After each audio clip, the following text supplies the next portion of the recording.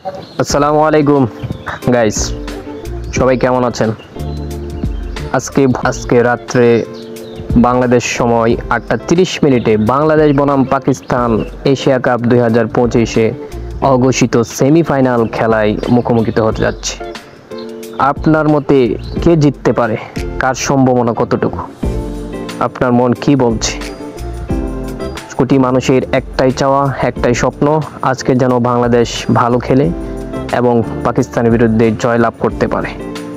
আমরা গত ম্যাচ ভারতের সাথে যে ভুলগুলো দেখেছি সেগুলো শুধরে আজকে যদি 100% বোলিং, ফিল্ডিং, ব্যাটিংয়ে তিনটি ডিপার্টমেন্টে আমরা বাংলাদেশ যদি উজাড় করে দিতে পারে, তাহলে পাকিস্তানের বিরুদ্ধে জয় পাওয়া খুব একটা কঠিন মনে হবে বলে আমি মনে করছি না। আজকে কীরকম খেলবে বাংলাদেশকে জিততে পারবে কি পারবে না সেটা আপনার কমেন্টে জানাবেন অবশ্যই। আর বাংলাদেশের 11 আপনি কাকে দেখতে চান?